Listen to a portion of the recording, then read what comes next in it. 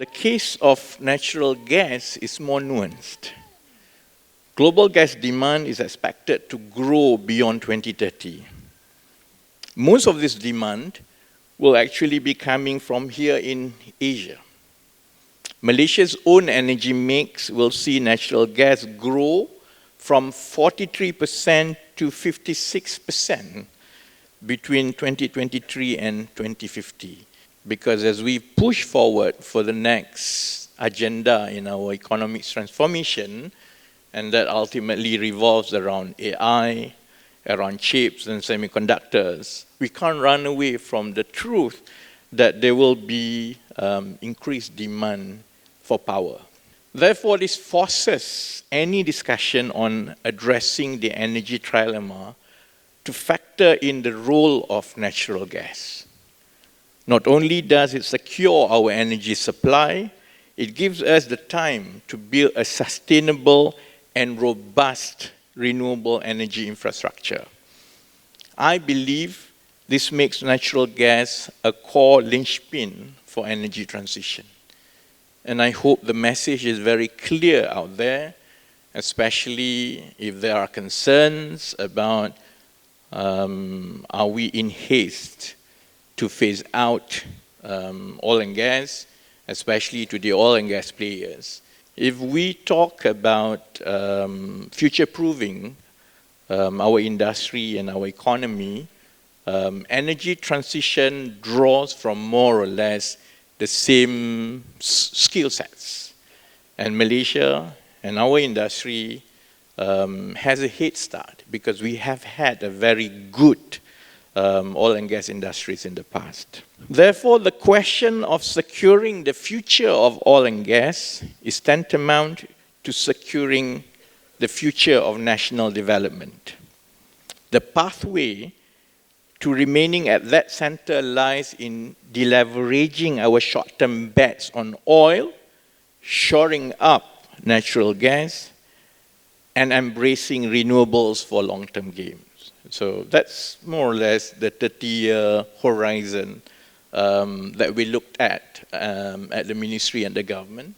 And Ministry of Economy is the central agency that plans all this. In energy transition, traditional players are well positioned to balance their risk exposures across their portfolios. This is an inbuilt competitive advantage that we have.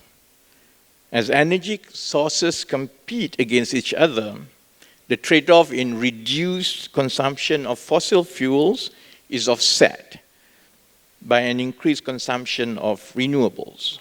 Carbon capture is the natural extension of enhanced oil recovery. I mean, I don't have to explain that in this hall.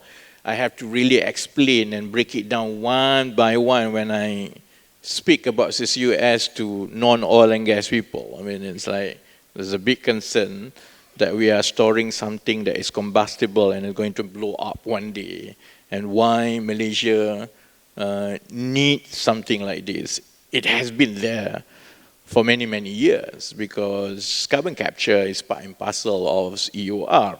It's building on that process that Malaysia now is in a sweet spot because we have the experience, we have the advantage, and now there is a product market fit for it. And given that Asia alone will make up 50% of global CCUS demand in 2050, Malaysia has taken swift action to capitalize on our inherent technical capabilities and region-leading storage size. We are going to Parliament in November to table a robust regulatory framework that is benchmarked against international standards. The time has come for Malaysia to leapfrog and position ourselves as a CCUS leader, not just in this region, but globally. And I hope the act that we will table in November will speed up all components of CCUS industry to come together. to position Malaysia as a regional and global leader in CCUS.